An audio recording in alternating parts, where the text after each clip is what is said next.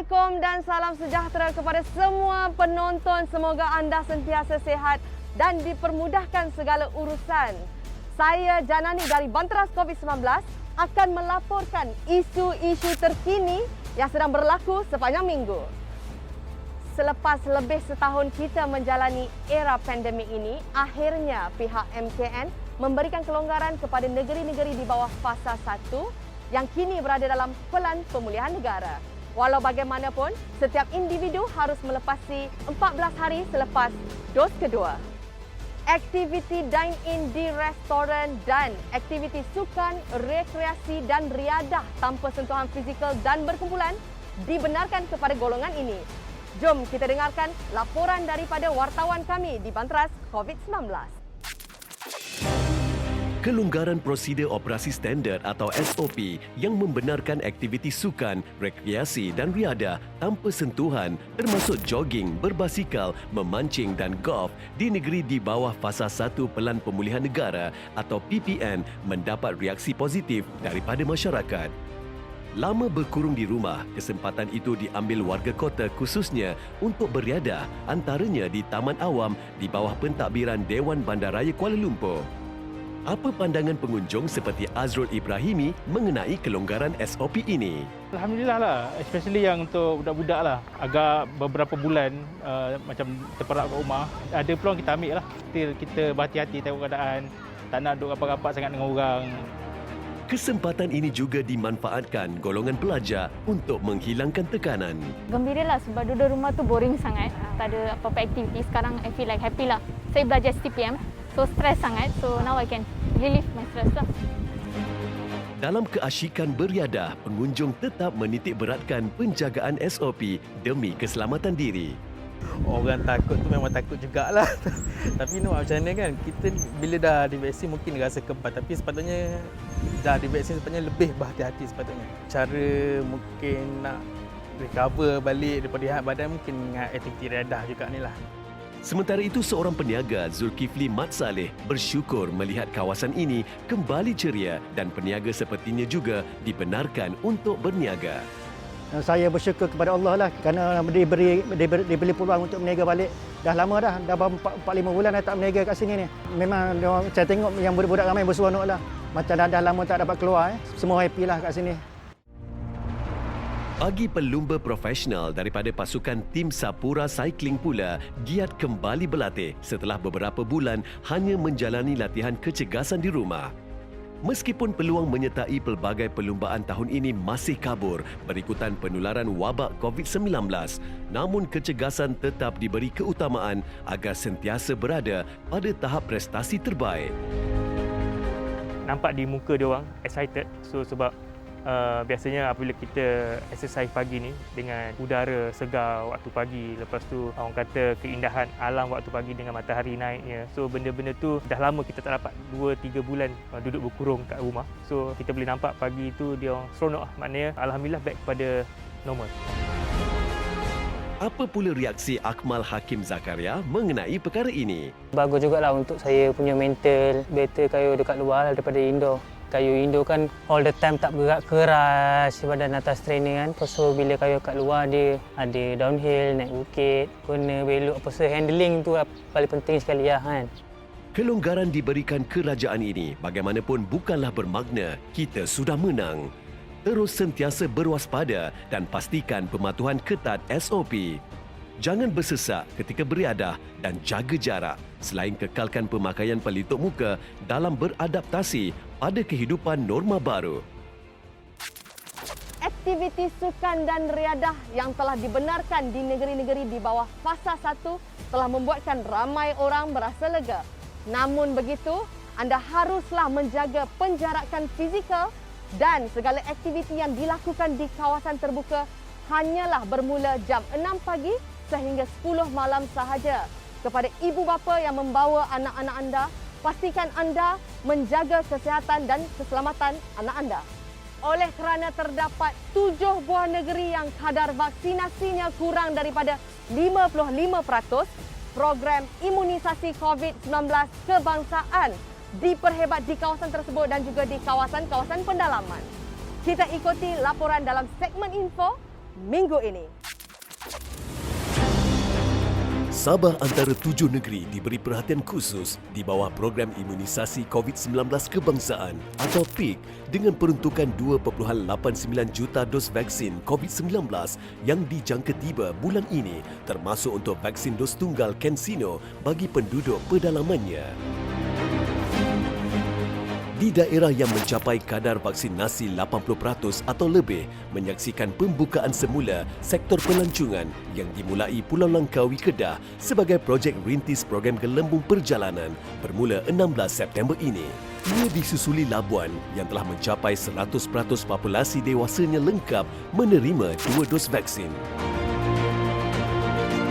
Perkembangan ini juga membolehkan kerajaan memulai usaha memvaksin golongan remajanya pula bermula di Sarawak pada 8 September 2021 bagi mereka yang berusia 16 dan 17 tahun selain golongan 12 dan 15 tahun yang berisiko tinggi atau mempunyai penyakit kronik sebelum kempen diteruskan di Labuan dan Lembah Kelang nanti.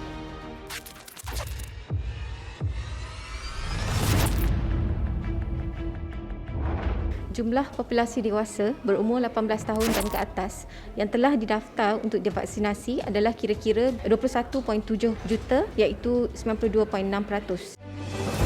Bilangan dos 1 yang telah diberikan untuk populasi dewasa yang berdaftar adalah kira-kira 20.9 juta iaitu 63.7%. Manakala bilangan dos 2 yang telah diberikan adalah 16.3 juta iaitu hampir 50%. Keseluruhan jumlah dos 1 dan dos 2 yang telah diberikan adalah 37.1 juta. Jadi vaksinasi lengkap di Malaysia untuk populasi 18 tahun dan ke atas adalah 70% dan jumlah vaksinasi lengkap dari keseluruhan populasi di Malaysia adalah 50%. Terdapat 4 jenis vaksin yang kita berikan di Malaysia iaitu Pfizer, kita telah berikan sebanyak kira-kira 16.7 juta, Sinovac pula 17.4 juta, AstraZeneca kira-kira 3 juta dan CanSino adalah sebanyak 43,600 dos telah diberikan di seluruh Malaysia. Bilangan vaksinasi yang tertinggi adalah pada 29 hari bulan Julai iaitu kira-kira 575,000 dos telah diberikan di seluruh TPV di seluruh Malaysia dengan bilangan tertinggi di negeri Selangor iaitu 173,000 diikuti dengan Kuala Lumpur sebanyak 92,000 dan Johor 46,000. Hari ini kita akan cucuk second dose Pfizer. Dos dia sama juga 0.3 ml macam yang first dose ya. Jadi setakat 8 September 2021, sebanyak 50% dari populasi di Malaysia telah mendapat vaksinasi lengkap. 19,733 kes baru jangkitan COVID-19 dikesan pada 8 September 2021. Hanya 2.2% membabitkan kes serius kategori 3, 4 dan 5 dengan 77.2% adalah mereka yang belum melengkapi vaksin atau tanpa vaksin. Dapatkan dos lengkap vaksinasi anda, patuhi SOP untuk kita kembali ke kehidupan normal. Menang bersama, lindungi diri, lindungi semua. Kalau dah kena tidur, satu kaki masuk kubur, tak fikir anak-anak macam mana. Saya rasa macam nak luruh jantung.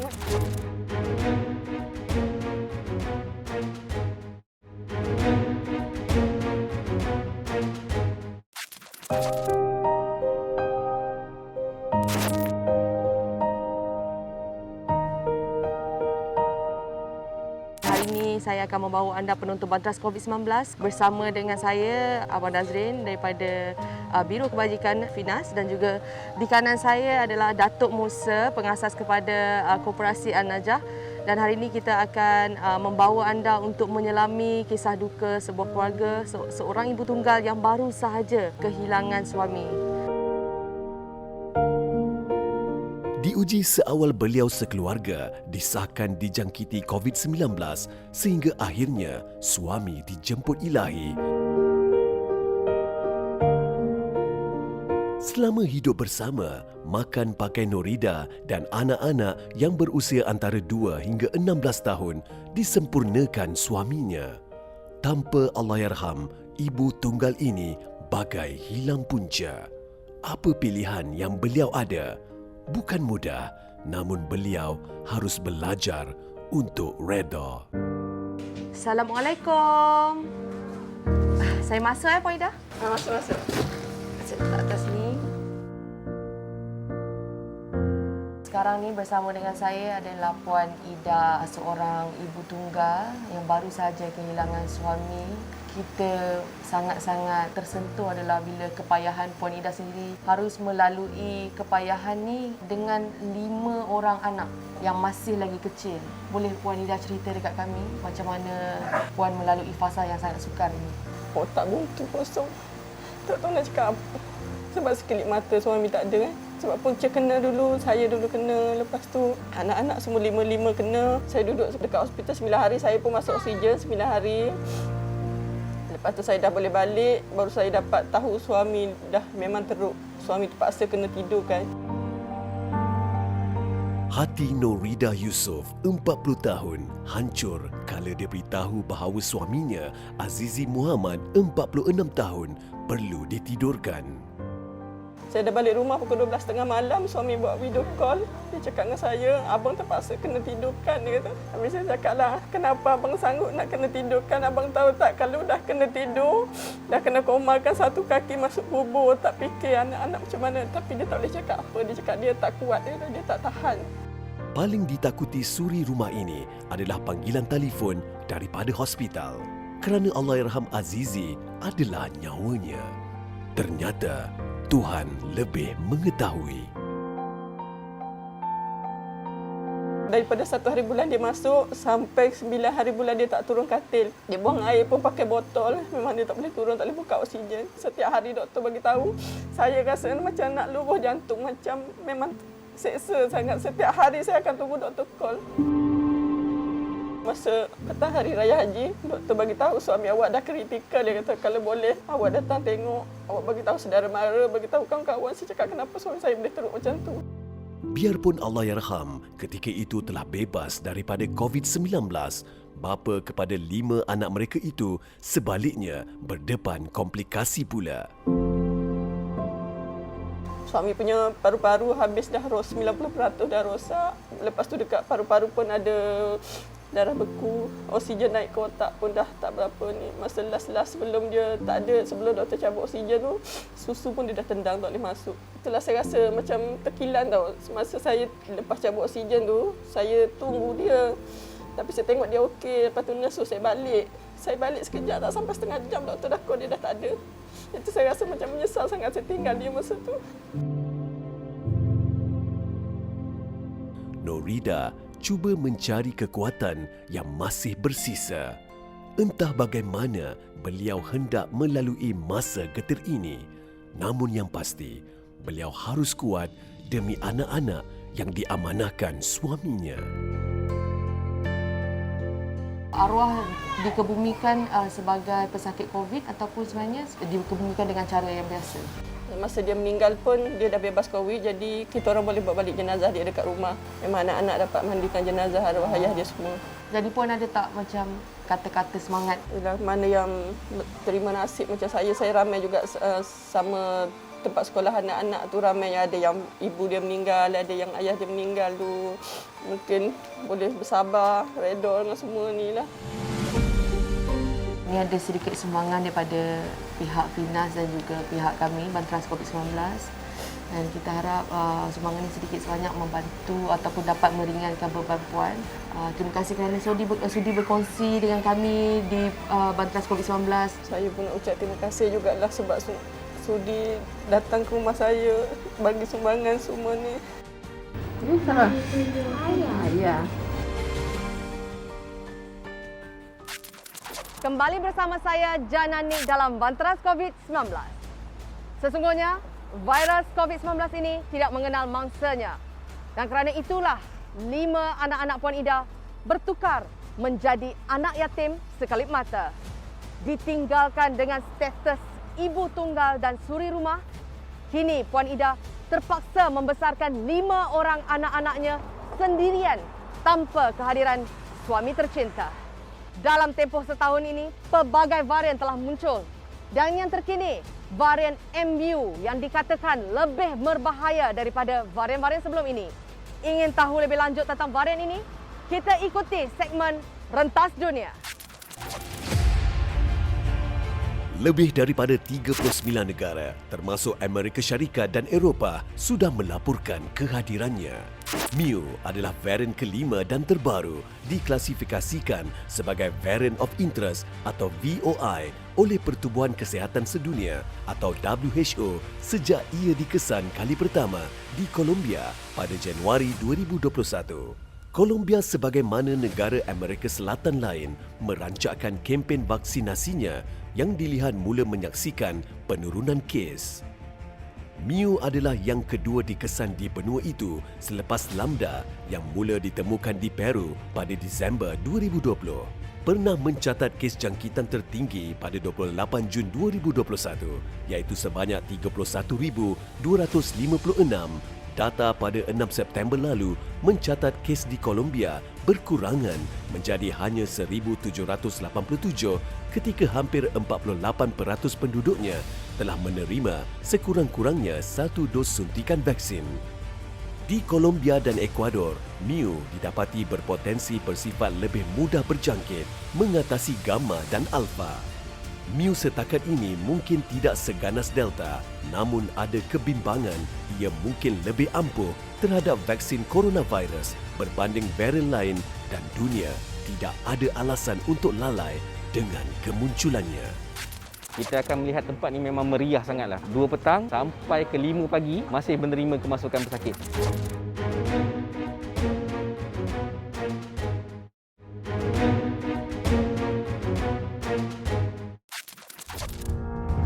Setelah 2 bulan beroperasi, Pusat Pemberian Vaksin Industri atau PPVIN di Lapangan Terbang Antarabangsa Kuala Lumpur atau KLIA yang dihaskan untuk sektor pengangkutan udara akhirnya menamatkan operasinya pada 6 September 2021.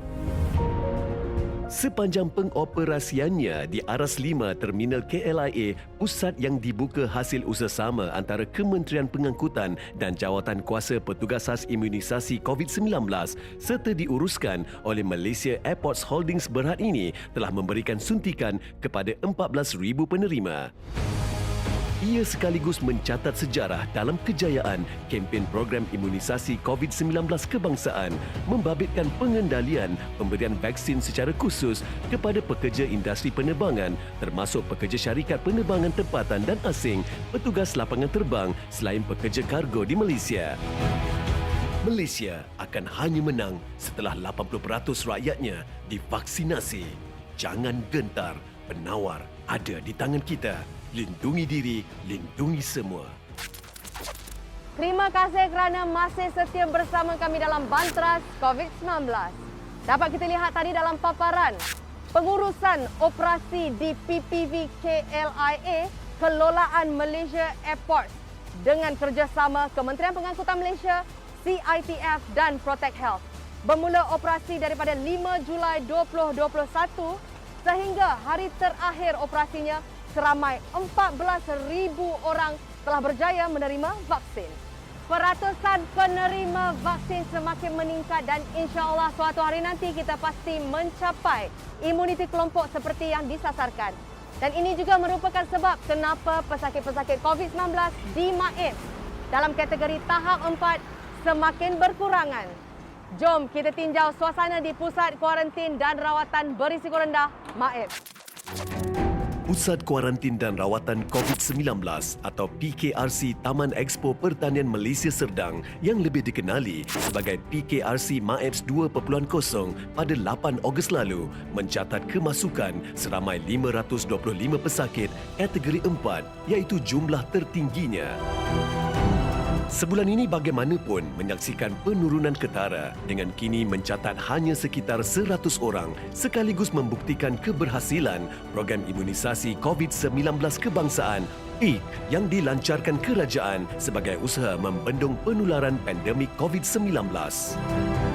Kita telah mula mengambil semula pesakit-pesakit dengan kategori 2 dan juga satu yang especially dalam kategori yang sedang mengandung lah. So kita mempunyai pesakit daripada kategori 1 sehingga kategori 4 sekarang ni.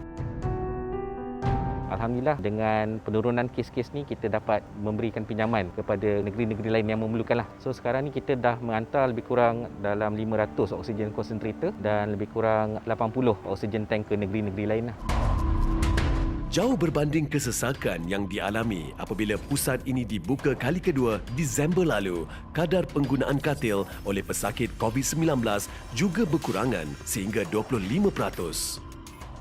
Kalau kita mengimbau daripada awal pengoperasian PKRC ni, dalam sehari kita menerima lebih daripada 1,000 pesakit. Memang majoritinya pada ketika itu adalah pesakit kategori 1 dan 2 lah. Dan bila kita melihat daripada aspek operasi, kita akan melihat tempat ni memang meriah sangatlah. Daripada 2 petang sampai ke 5 pagi masih menerima kemasukan pesakit. Berbanding dengan sekarang, apabila kes-kes makin berkurang dan kes-kes kategori 4 pun berkurang, kita melihat pengoperasian dia tu akan selesai dalam sekitar jam 12 ataupun 1 pagi. MAEB sekali pertama diaktifkan sebagai PKRC pada 16 April dan ditutup 15 Julai tahun lalu. Bagaimanapun, PKRC MAEBS 2.0 diaktifkan semula pada 9 Disember lalu susulan peningkatan kes COVID-19. Penurunan kes di tahap 4 telah berkurangan 5 kali ganda berbanding sebulan yang lalu. Pesakit-pesakit yang memerlukan alat bantuan oksigen juga telah menurun ke angka 100 berbanding 525 orang sebelum ini. Kita doakan yang terbaik dan semoga virus ini akan lenyap suatu hari nanti. Itu saja untuk minggu ini. Jangan lupa untuk terus bersama kami pada waktu yang sama, hari yang sama, minggu hadapan. Ingat, Bantras sampai tumpas, kita mesti menang. Assalamualaikum.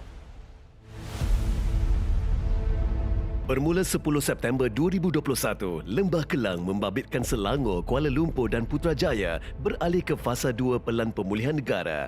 Ia diputuskan kerajaan selepas sidang khas Majlis Keselamatan Negara yang meneliti pembentangan situasi semasa oleh Kementerian Kesihatan.